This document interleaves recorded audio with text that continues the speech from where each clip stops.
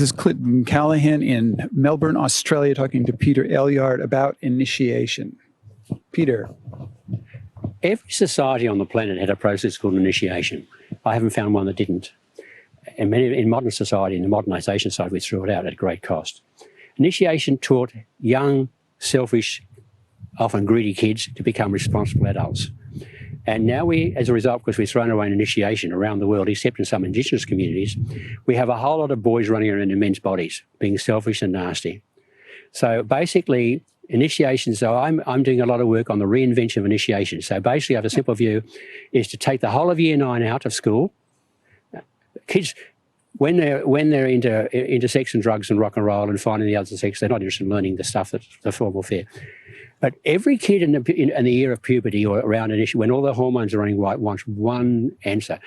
What are the secrets of successful adulthood? I want to be a successful adult. So we should teach them that. And that's what initiation did. So what we need to do is recreate a 21st century version of initiation, and everybody goes through it in the years of puberty, because that's every society on the planet around the years of puberty had a process called initiation. Because this big Joseph Campbell, Stephen Biden, and Robert Bly wrote a wonderful book on Iron John, all describe this entire area around the need for initiation to bring it back into central society. And these days, for example, Indigenous Australians are having a huge battle of dealing with a whole lot of things because they can't cope with society, but they have initiation. But initiation then prepared them for a world which was still of hunting and gathering.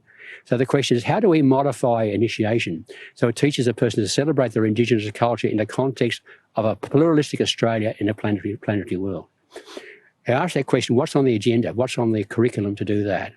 And I'm doing a lot of work around what's on that curriculum. I've done some work with the International Baccalaureate on that, who are interested in the whole concept of actually, because the middle years of secondary school worldwide are failing massively. You talk to any teacher around the Year 9 area, they say it's a waste of time teaching these kids. They're not interested. They're just interested because they're fighting all their battles. They're finding out their testosterone's running right. But if we taught them how to be great planetary warriors, for example, in that period, boy, oh boy, we get a great audience. So I do a lot of work around going back to the future, taking an old idea and revitalising it for the future. And initiation is an old idea we threw out in the modernist era. Oh, that's all rubbish, that's all mumbo-jumbo of tribalism. We threw it out. The costs to society of getting rid of initiation is unacceptable, awesome. You're talking about youth suicide, you're talking about dangerous behaviour, you're talking about all sorts of self-destructing activities of kids. Indeed, that's become a de facto initiation. But kids took risks too in the formal initiation, but they did it in a protective way. So they had a chance to be bold and imaginative and creative, and to show that they were men or strong women and so on. But the point is that it was under the guidance of elders. And the other thing initiation did, it took the kids off the parents, because parents are so programmed for a relationship with their kids based on dependence, they can't reinvent themselves to an independent. And society was wise enough to say, well, we're going to take you off the parents and hand you over to the grandparents' generation, namely the elders, who got the job up from that point on. A lot of wisdom. The parents, the grandparents were sitting there saying, well, now the job is up to me to take the kids from puberty into adulthood, where the elders are not your parents. They're the people recognised in the tribe of society. And so I do a lot of work on work elderhood, workplace elderhood, as a whole area. We're bringing people back into the workforce who have retired but would like to have lots of collective wisdom and who have a lot to offer, because when a wise, good person walks out the door, the information and the data what stays on the computers and the knowledge and the wisdom walks out the door. So how do we create? And in my work on IT, I said we need to create new, not IT, but we need to call KT and WT, knowledge technology and wisdom technology. When you ask a question of knowledge, you get an answer back. When you get a question of wisdom, you get another question back. Okay? So then I say I'm working at the whole issue of puberty and the reinvention of elderhood, and bringing them back into our school systems, and the whole nature of creating a coherent society around bringing wise people, so people have elders in the traditional sense of the word to guide them through puberty. And it's a collaborative thing where the kids go together and work together. They often go on camps, and the two things they do. They often go on into camps and the way they're doing often quite dangerous things to force them to grow up. And the other thing to do is they teach them about community service, because all kids, sub-community, are basically selfish. Me, dad, mum, I want. Mm-hmm. That's the way they are.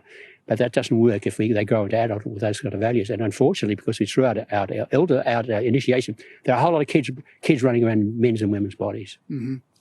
You know, we've been doing exactly the same thing as redesigning initiation for next culture.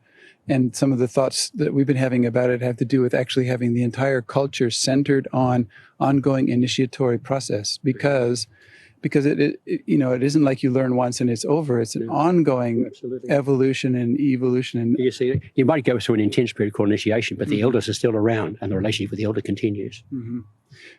I have 108 initiations that each one reconnects a person to or turns on inner resources that we have designed in, but are not actually initialized through the initiatory process, that actually changes the way the energy flows through the body. Mm-hmm. One of the cool things we've figured out was that in the Aboriginal initiations, the assemblage points, the actual point of reference out of which we define who we are and our relationship to the world, was traditionally anchored, is taken away, anchored into the culture itself. So then the culture would be the authority and tell us what a man is to do, what a woman is to do, and how to plant the crops so that the culture would stay the same. And in today's rapidly evolving cultural situation, what we need is an initiation that takes the assemblage points and puts it directly into each person's center of responsibility. Absolutely. So that they have radical responsibility for the choices that they make, rather than looking to any authority about anything. Well, you see, one of the big challenges of initiation, it turns people from being selfish people into responsibility for others. Mm-hmm. The learning of responsibility both for self and your own life. We know lots of people who have grown up who don't have that. Mm-hmm. And the understanding of responsibility to other and to community and to the planet is the fundamental thing. And we don't have an initiated world. We will never get that. We will never people will have all these kids running around in adult bodies. Which is really sad. Yeah. Really... And I was affected very much by Robert Bly's book, Iron John. He was an incredible book. I don't know whether you read it, but it's just a brilliant book, and had a big impact on me. And I actually met Robert.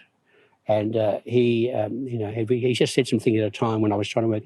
So I do a lot of work in my work. It's taking old concepts like initiation and say, well, let's give it it's like taking an old wineskin and pouring in 21st century wine. You know, what are the ingredients of 21st century success that we have to now put in the curriculum for initiation? Mm-hmm. So they're successful in the world of the pluralistic, globalizing world as they were once within their previous hunting and gathering world. Teaching initiation for a hunting and gathering world, mm-hmm. They have to adapt their own initiation for the new circumstances. We don't tell them, we work with them to help them redevelop their own traditional initiation. So we now know, and it's interesting, I've worked with elders, and elders keep on telling me, well, the kids are running amok because they haven't been initiated, and that's true. And the kids say, well, why would I want to do this initiation? This is all about 19th century Australia. It doesn't prepare me for the world. Well, they're both right. What you have to do is say, let's reinvent initiation and give it a 21st century context and a 21st century relevance. So it's an effective thing for shaping the adults in the 21st century and designing Indigenous culture in 21st century context as it was previous back in the 19th century. You know, this whole thing about taking Indigenous cultures and having them skip over modern civilization, which the planet can't handle in terms of resources, and go directly from Indigenous culture to sustainable culture and building bridges for that. It sounds like you're also doing that. Yeah, I am, because you see, modernism ended in 1970, actually. We have now postmodern.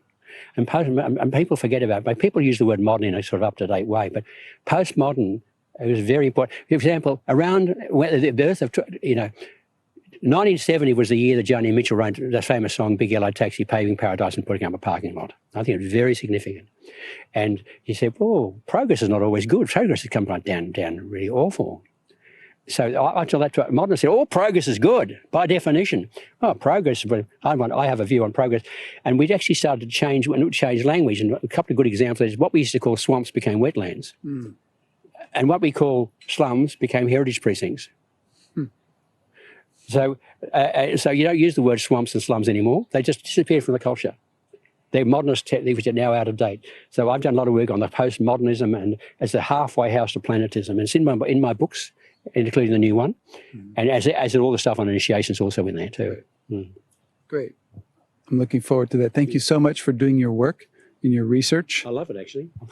I can't Why? stop doing it. Why do you love it? Oh, it's because it's me. I just love doing my work. What are I you? love having new ideas. What are you? Well, I simply say I'm a futurist, but You're missing the adjective. I am too. Well, I remind people of what's possible in any culture, in any society, and to dream big. So actually, in my case, I only used it one word because it tends to sum up everything, because everyone's a word I understand. I don't need a secondary word for me. See, I have a problem because I'm a memetic engineer. Okay. That's good. And nobody understands that, but at least we have something interesting to talk about. Yeah. Well, I mean, the interesting thing is, you see, once you say, what do you do? I'm a memetic engineer. Wow, what's that? And the most lovely conversation happens, doesn't it? Because if you say, I'm a consultant, oh boy, that's not follow. A memetic engineer. Wow, I never heard one of that. You were the only one on the planet. No. In fact, I'm meeting one now, I think. Great. Yeah, but the important point about that is how you define yourself to yourself first, and then to others. And it's not only what you are; it's about what you want to become. I mean, I say you define your journey, what you want to become. You're becoming, not your being, not your present, but your future. So there we are. Done enough? Never. Peter, Well, thank you. I love Munich. I'll come and visit there sometime. You're more than welcome It's a beautiful anytime. place. Good. Very fond of it. We're looking forward to. I mean, last time I was there, I went to Dachau one day, and the next day I went up to Neuschwanstein and to Linderhof Castle. I mean, I did it 2 successive days. I said, well, that's a pretty big contrast in Munich, isn't it? And because I'm a huge fan of Wagner and of the work of Ludwig II and his work. Indeed, one of my favourite films which I have in my video collection is the film on the life of Ludwig by Luchino Visconti, which is I know whether you saw that film, but it's one of Visconti's greatest films. Clinton Callahan in Melbourne. Signing off. Signing off.